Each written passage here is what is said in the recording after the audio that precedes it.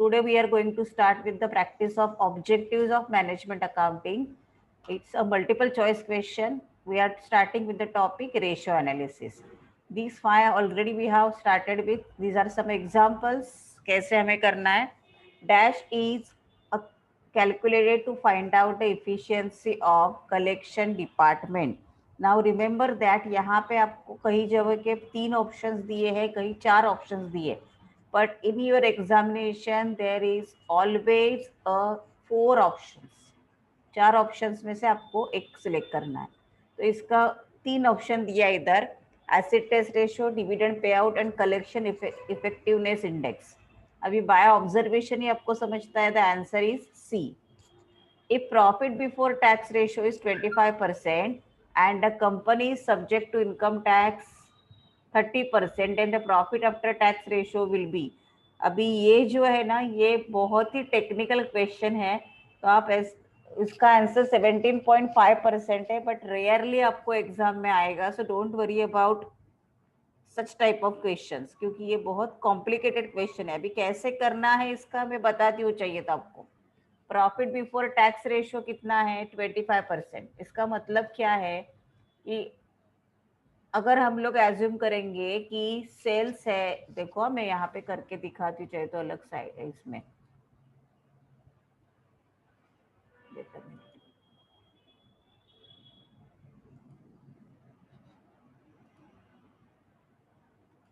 Blank sheet cover करती हूँ. यहाँ पे क्या दिया है वो स्टेटमेंट हम लोग कॉपी कर लेते हैं. This is our question. Blank कुछ भी छोड़ना नहीं है अपने को, नहीं तो लगेगा मैडम आपको नहीं आता है क्या, इसलिए नहीं दिया है क्या. ये क्वेश्चन था. If profit before tax ratio is 25%, okay, 25% of sales. तो assume sales equal to 100. Okay, so profit before tax कितना आएगा आपका? 25% एंड 25. ओके, एंड टैक्स का रेट कितना दिया है? टैक्स रेट 30% दिया है. अभी 30% ऑफ प्रॉफिट बिफोर टैक्स निकालते तो कैसे आएगा? देखो हमारा problem, profit before tax 25 less provision for tax 25. 30% बोला है ना, 30% ऑफ 25 निकालो. अभी 30% of 25, all of you having a calculator, निकालो कितना आता है 30% of 25.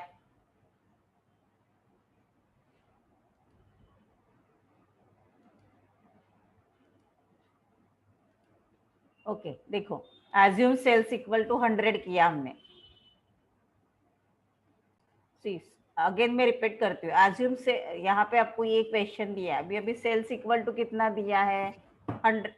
Percentage of profit before tax ratio 25%, मतलब परसेंटेज टू सेल्स दिया है. तो हम लोग सेल्स 100 एज्यूम करेंगे. सो प्रॉफिट बिफोर टैक्स आएगा 25. करेक्ट, 25% यानी 25. अभी टैक्स रेट कितना दिया है? 30%. सो अगर प्रॉफिट बिफोर टैक्स 25 है तो उसका 30% टैक्स आएगा. 30% ऑफ 25 कितना है? कैलकुलेट करके बोलो मुझे.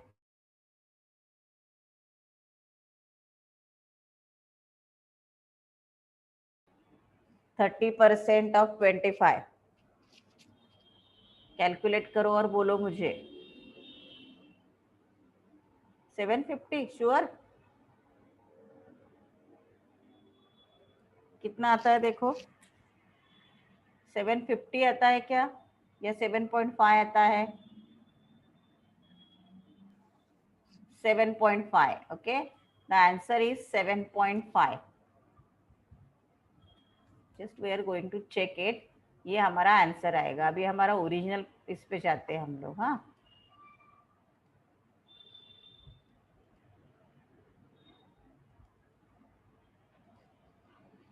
यहाँ पे 7.5 will be your answer, not क्या पूछा है? Then profit after tax ratio will be. Profit after tax ratio पूछा है ना, सी अगेन ना.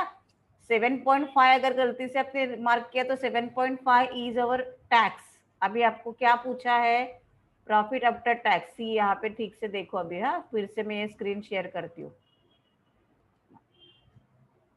ओके, सो ये हो गया लेस प्रोविजन फॉर टैक्स। फिर आपको मिलेगा प्रॉफिट आफ्टर टैक्स। तो 25 में से 7.5 गया तो कितना बचा? 25 में से 7.5 गया तो कितना बचा?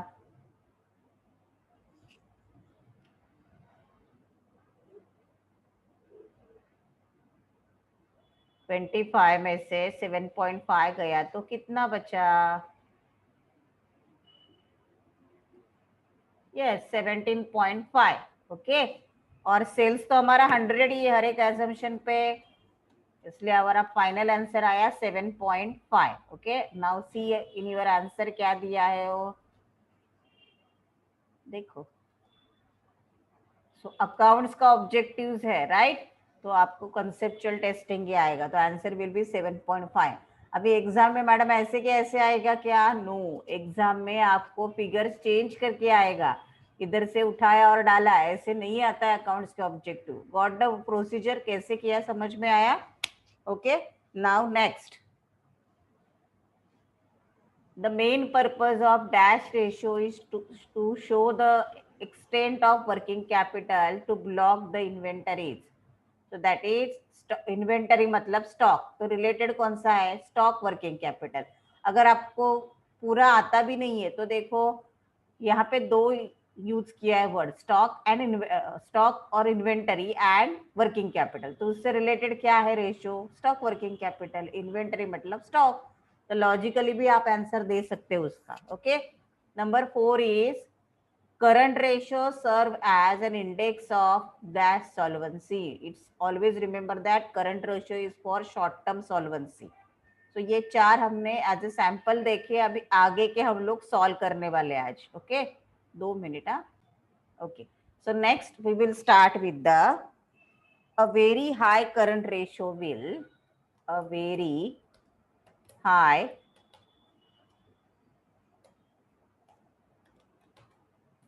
Current ratio will, option A दिया है, increase profitability, option B decrease profitability, option C no affect profitability, option D none of the above. Exam में नन ऑफ द अबव के क्वेश्चंस कम आते हैं। नन ऑफ द अबव, कौन सा answer आएगा सोचो जरा इसमें, एनी आइडिया? ज्यादा है मतलब क्या? करंट एसेट ज्यादा है या करंट लायबिलिटी ज्यादा है? करंट एसेट ज्यादा है ना? हो मैम। है ना, करंट एसेट ज्यादा है। अगर करंट एसेट ज्यादा है तो करंट लायबिलिटीज कम है। ओके, सो यहाँ पे इन्होंने आंसर दिया है डिक्रीज द प्रॉफिटेबिलिटी। अगर हाई करंट रेशियो है इसका मतलब प्रॉफिटेबिलिटी डिक्रीज होगा। Okay, so answer is decrease the profitability. Now next one,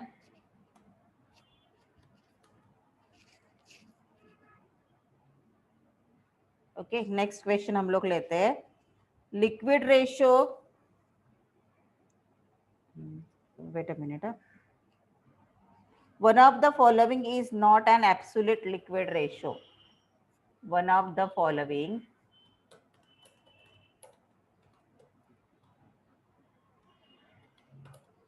is not an absolute liquid ratio.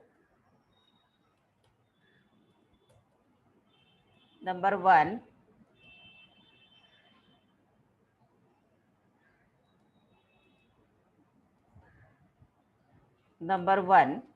or A you may call it as A,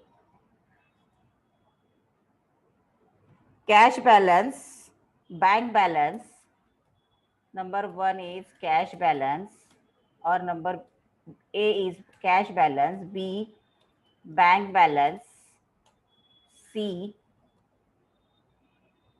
bills receivable, and D marketable securities.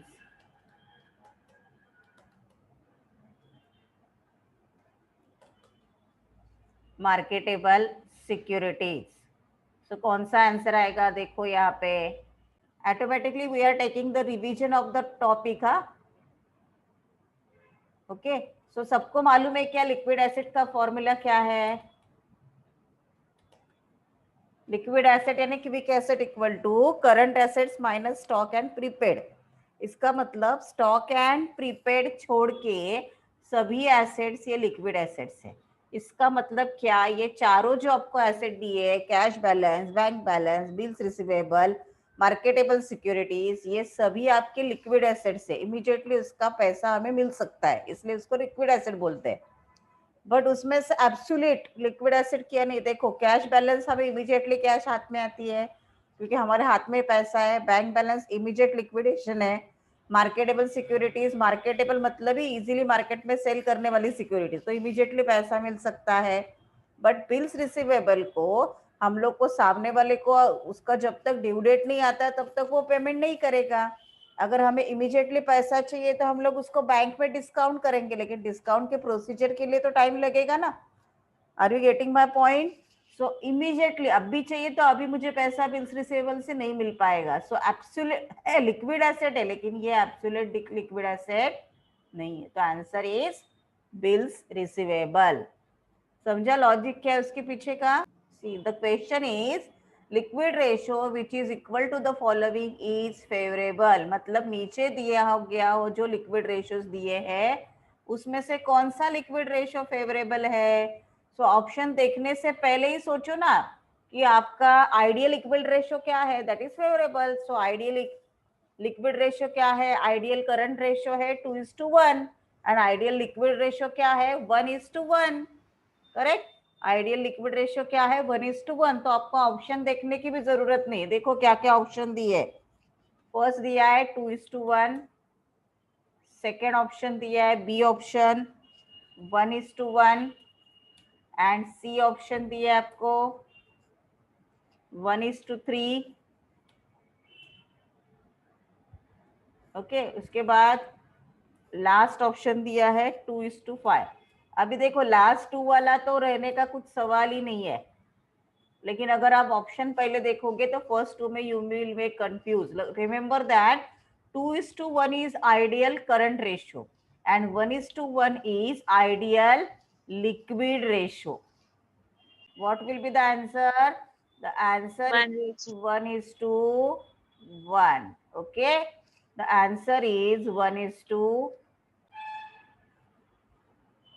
Proprietary ratio shows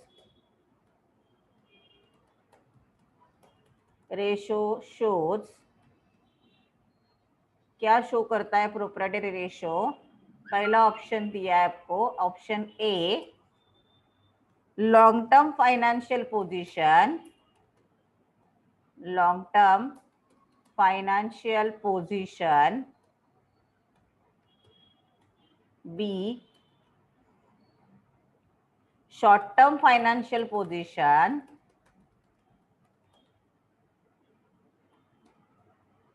C liquidity position.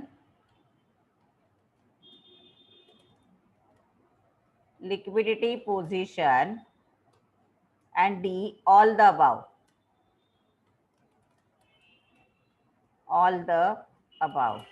Now logically अगर सोचोगे तो what is the formula of proprietary ratio? What is the formula of proprietary ratio? आपने बताया, अभी मुझे repeat करो. Formula क्या है प्रोप्राइटरी रेशियो का? Proprietor funds upon total assets.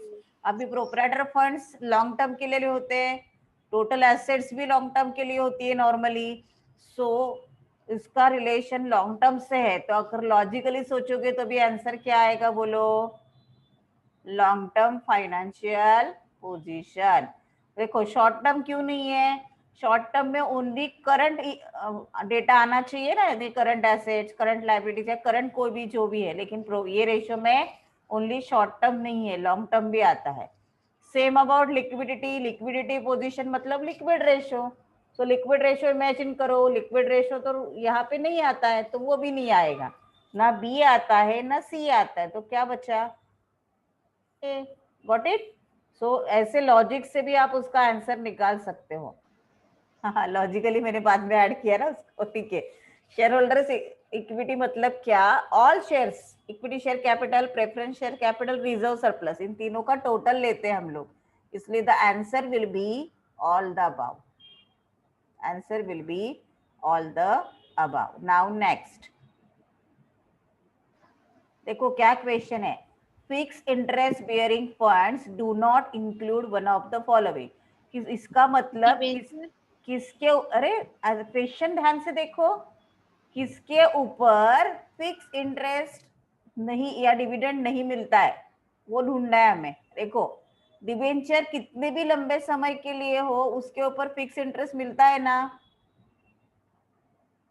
Ma'am? Yes, मिलता है ना, तो वो इंक्लूड है, हमें डू नॉट इंक्लूड ढूंढा है, तो डिबेंचर्स नहीं आएगा answer. Okay, preference share capital के ऊपर fix rates of interest dividend मिलता है, तो वो भी इंक्लूड रहता है, तो ये भी नहीं आएगा आंसर। पब्लिक डिपॉजिट के ऊपर भी फिक्स इंटरेस्ट ही रहता है, तो उसके वो भी आपका फिक्स इंटरेस्ट में आएगा। हमें डू नॉट इंक्लूड ढूंढना है, डू नॉट इंक्लूड, जो नहीं आता है वो ढूंढना है। अभी लॉन्ग टर्म इन्वेस्टमेंट देखो, लॉन्ग टर्म इन्वेस्टमेंट जब हम लोग करते हैं तो वो हम लोग डिबेंचर में भी कर सकते हैं या किसी कंपनी के शेयर्स में भी कर सकते हैं। Got it?